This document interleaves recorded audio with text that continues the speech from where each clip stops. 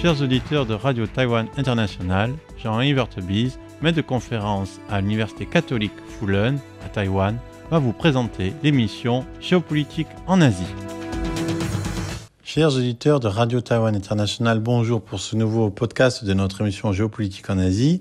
Nous allons continuer sur les deux derniers podcasts en essayant de répondre donc à cette question. Est-ce que la stratégie de rapprochement des États-Unis avec Poutine, qui isole l'Europe, est-ce que c'est une manière de pratiquer un Nixon inversé? Est-ce que ça s'inscrit dans un agenda à long terme des États-Unis d'isolation de la Chine? Et est-ce que ça peut affaiblir la Chine? Alors, la dernière fois, quand on a présenté, on a fait ce rappel de la stratégie de Nixon, donc qui consistait à recréer des liens, renouer le lien avec la Chine pour isoler la Russie, l'URSS à ce moment-là. Donc, ça a eu deux résultats. D'une part, l'effondrement, certes, de l'Union soviétique, mais aussi la création d'une puissance qui dépasse par beaucoup d'aspects, par tous les aspects, même économique, militaire, technologique, l'ennemi russe, et qui est elle aussi porteuse en fait d'une idéologie différente. Donc, si on regarde sur ces différentes années, sur ces 40 ans, on peut dire que la stratégie de Nixon a à la fois réussi, mais que sa réussite a entraîné un échec encore plus important. En isolant la Russie de la Chine, peut-être que cette stratégie a contribué à l'effondrement de l'Union soviétique, mais ça a créé un ennemi plus puissant pour les États-Unis que ceux qu'ils ont jamais eu. Et donc, aussi une autre chose, c'est comme on a dit la dernière fois, cette stratégie de Nixon, elle était là à un moment donné où la relation entre la Chine et la Russie était au plus bas. En 1969, entre la Russie et la Chine, on est presque au bord de la guerre nucléaire. Et aujourd'hui, évidemment, le contexte est complètement différent. Aujourd'hui, juste avant la guerre en Ukraine, donc il y a 3 ans, la Russie et la Chine ont noué une sorte de pacte d'amitié sans limite. Et donc, alors même que la stratégie Nixon pouvait marcher parce que elle avait pour fond un désaccord, un conflit entre deux visions soviétiques du monde, la chinoise et la russe. Aujourd'hui, il y a un alignement entre la Chine et la Russie sur la volonté d'en finir avec l'Occident, la volonté d'en finir avec l'hégémonie américaine. Et il y a aussi, depuis l'Ukraine, un accroissement des relations économiques entre la Chine et la Russie, en termes de vente notamment d'hydrocarbures, mais pas seulement. Et donc, est-ce que ici, Trump serait donc visionnaire, et est-ce que le lien avec la Russie permettrait d'isoler la Chine? Alors, en tout cas, sans doute, on pourrait dire que, en laissant l'Ukraine à l'Europe, les États-Unis se désengagent de l'Europe de façon définitive. Déjà, Obama, bien sûr, parlait d'un pivot asiatique, mais sans remettre en cause le lien transatlantique ni la pérennité et la valeur de l'OTAN. Et maintenant, on a un abandon de l'Europe, en fait, à la Russie, pour le dire concrètement. Donc, les États-Unis abandonnent l'Europe à la Russie. Et on n'est pas sûr que si jamais la Russie, on n'est même plus sûr que si jamais la Russie attaque un pays de l'OTAN, les États-Unis ne se désengageraient pas de l'OTAN, respecteraient leurs engagements auprès de l'OTAN qui seraient d'aider ce pays européen contre la Russie. On ne sait pas. Donc ça, c'est quelque chose de très important puisque c'est le parapluie nucléaire, le parapluie de la défense des Européens qui assurait en fait leur sécurité, notamment face à la Russie. Et c'est aussi, autre point très important, et aussi une question pour l'avenir des États-Unis, c'est aussi ce parapluie américain, en termes de défense, qui faisait que les pays européens, et l'Allemagne en premier chef, même la Pologne, achetaient d'abord américains avant d'acheter même européens. Donc, c'est-à-dire que c'est aussi une question sur laquelle on pourra revenir. C'est-à-dire que toute cette question d'Europe de la défense, c'est pas qu'une question de budget, c'est pas qu'une question d'argent, c'est qu'est-ce qu'on fait avec cet argent? Qu'est-ce qu'on achète? Donc, si chaque pays européen veut monter ses budgets à 2, 3, 4, 5%, mais que c'est pour continuer à acheter du matériel américain, ça n'a pas de sens.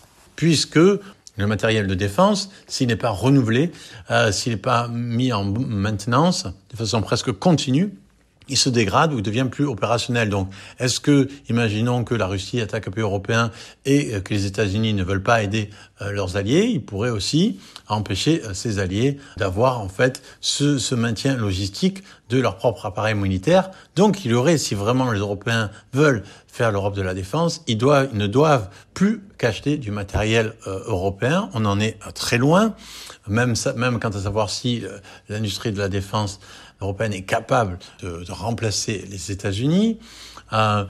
Mais ça, c'est notre question. La question aussi, on peut se poser du nucléaire, c'est-à-dire que c'est la sécurité, le parapluie, on va dire, de défense nucléaire américain, qui a permis la dénucléarisation du monde, et notamment de l'Europe, sauf la France et l'Angleterre. Certains pays d'Europe pourraient, en fait, pas l'Allemagne, parce que c'est un cas un peu trop spécial, mais pourraient être tentés de poursuivre l'aventure au niveau du nucléaire pour s'assurer d'une véritable immunité, immunité relative, parce que la Russie a quand même un nombre d'ogives nucléaires extrêmement plus important, immunité au moins en théorie face à la Russie. Donc la question, encore une fois, maintenant, c'est par rapport à la Chine. Est-ce que ça avantage la Chine? Est-ce que ça désavantage la Chine? Alors, il y a beaucoup de points à voir et c'est d'autant plus compliqué qu'il y a aussi cette question des terres rares ukrainiennes. Et donc, les États-Unis et la Russie envisagent de partager de façon presque néocoloniale les terres rares ukrainiennes. L'Ukraine pourrait céder face à un maintien d'une aide à minima des États-Unis, et par là, les États-Unis, en abandonnant l'Ukraine, en faisant ce deal sur les terres rares, pourraient retrouver une forme d'autonomie stratégique sur ces terres rares dont la Chine a le monopoly. Donc ça, c'est en théorie. Donc les terres rares, c'est extrêmement difficile à produire, extrêmement polluant à produire. Est-ce que les États-Unis, via l'Ukraine, le feront vraiment? Est-ce que c'est vraiment une manière d'affaiblir la Chine? Alors, il est vrai aussi qu'on peut dire que, sans que ça affaiblisse vraiment la Chine, il est sûr que ça renforce la Russie et que ça renforce la Russie face à la Chine. C'est-à-dire que la Russie y perd, entre guillemets, dans cette alliance Trump-Poutine, il perd entre guillemets parce que si la Russie est en état de faiblesse, la Chine, évidemment, a la main haute sur les relations entre la Chine et la Russie, et notamment, elle peut acheter les hydrocarbures russes à moindre coût.